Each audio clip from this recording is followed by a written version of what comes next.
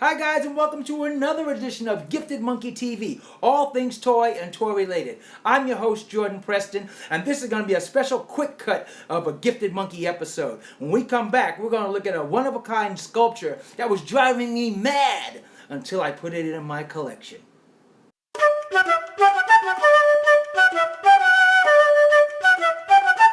Respect the monkey!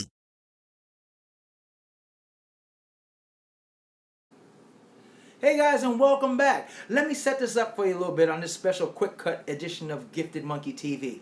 A lot of you don't know, but I'm also a sculptor. Well, part-time sculptor. I do it as a hobby, not as a profession.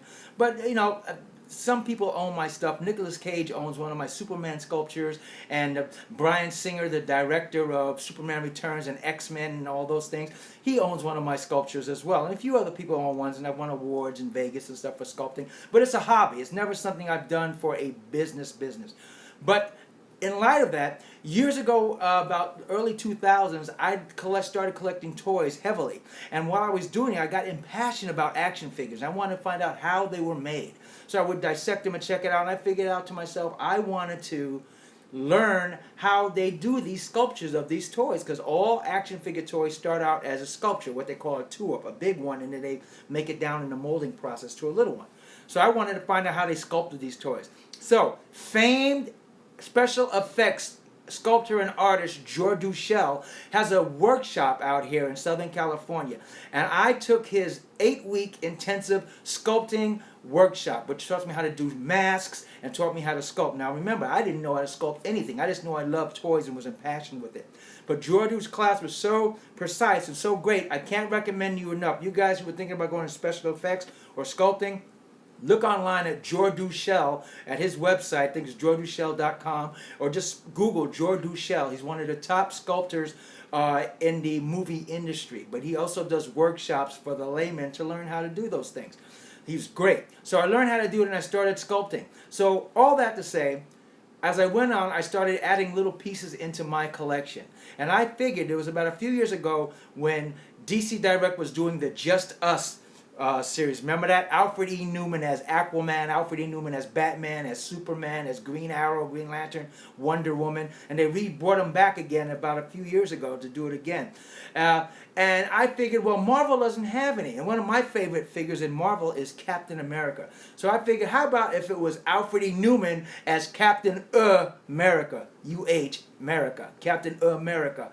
And I did a sculpture on that, and it turned out pretty darn good. People love it. In fact, it's one of the centerpieces of my toy action figure collection in my Captain America category. So let's take a look at it, and thanks for looking, guys.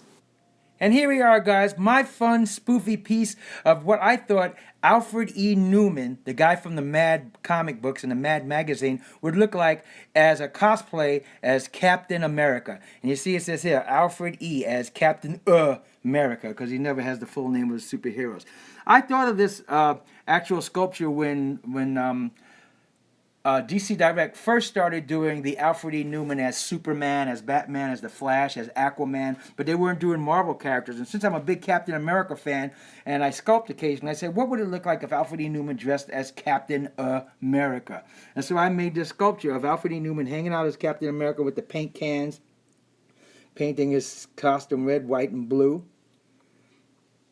Let's take a look at the figure. Here it is. Let's zoom in on that face a little bit and get a great look at that. I did a great job, I must say, of capturing Alfred E. Neuman's face. That's a sculpt. That's not a head toy or I didn't take that off of a toy of the DC Direct or anything, because he actually, this Captain America's a little bit bigger than the DC Direct action figures. But this is Alfred E. Neuman. You see the stitching on his mask. He sewed the A on a little raggedly, because Alfred E. Neuman always does things kind of half-assy and gets whatever he gets his hands on to make the costume work. As we go around the figure, we see the stitching in the gloves. On the corner side of the gloves here, we see some stitching, because he just sewed up some gloves, probably his mom's gloves, red gloves. So you turn around the back. This is a thumbtack I had him bolted to the wall so he wouldn't fall, to his base so he wouldn't fall out. So I just took the thumbtack off. Ignore that. We see the star on his back. We see his shorts. He has on like shorts, almost like boxer shorts that are blue that he's wearing. And we also see the discoloration in his clothes. Because, you know, Alfred Neuman is a goofy kid-like character. He couldn't find the true blue or tight-fitting or form-fitting, not that he has a muscular body, garments to put on. So he has big, dark blue boxes and then light blue underoos, undergarments on, like a thermal wear. And there he has a painted T-shirt with his belly showing. Blue paint on his belly, smudged. Big Alfred E. Neuman grin on his face. Captain America mask. And there he's holding a garbage can lid with sloppy painted Captain America on the inside. Let's take a look at that garbage can lid as I turn it around. There you see him holding a beat up garbage can lid, stitching again on his gloves to hold them together. Now this is original sculpture. I painted this. I had the original format, original design, and I sculpted this, baked it out of Super Sculpey, painted it, did everything. This base that we're looking at, if we zoom in on this base is just a star piece of wood I found at a Michael's hobby shop, and I painted it white. Put that on. I found these little wooden things, these little jars, and put little white typing of blue, red, and paint, and let it drip down like he sloppily painted his base. You see it even drip down on the side. This red, white, and blue base that I made is just a wooden base from Michael, which I took a fabric cloth of a 4th of July flag thing that they had. I put it in hot water, put glue, white Elmer's glue all around the base, and then just tightly squeezed it around the base, and it dried like that, nice and tight, in the form of the base. Look at that. And here we see Mickey Disney. Red, white, and blue Mickey the Mouse symbol right here. Red, white, and blue. And I just found this ball. It was already painted red, white, and blue, and I found it at a Disney store for like, $1.25 or something. And it was so cool, I just got it and put it right on the base since Disney now owns Marvel.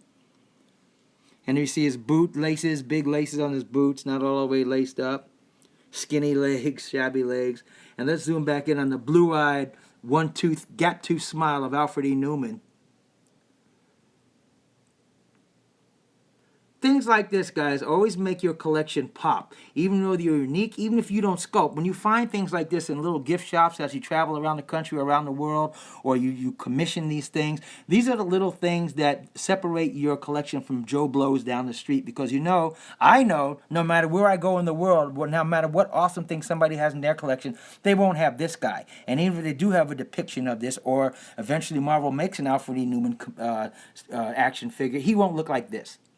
And this is novel to my collection, particular to my Jordan Preston's collection. So little things like this make your collection pop, whatever it is. When you find these things, get them, commission them, or buy them, because they really, really make your collection stand out and make it unique. And that's what it's all about when you collect. Let's pull back and take one last look at it. And there we go, ladies and gentlemen. Alfred E. Neuman. I'm going to show you a scale thing of what he is. This is a 6-inch. This is a 6.5-inch Batman figure up against Alfred E. Neuman. Just so you guys see, it's not a DC Direct knockoff of the action heroes. This is a little bit bigger scale than the DC Direct Just Us League figures. Same goofy fun vein though. And let's pull back and take one more look at that. Yes. Nice. So thanks, guys, for joining me as we took a look at my original piece, one-of-a-kind sculpture of Alfred E. Neuman as Captain America of the Marvel collection. I love it. And you guys, once again, this isn't bragging or stuff. It's just to share with you more and more as we get to know each other a little more, what I do, and also to let you know about things that you can do to put into your collection to always make your collection pop. Because as we know, the logo here, the slogan of Gifted Monkey Studios is always have your collection pop. That's the key to collecting. Make it your personal collection. And sculpting or buying consignment figures that you design yourself with the help of someone else, or even the figures that you may buy from another country, another state as you visit. Make your collection pop.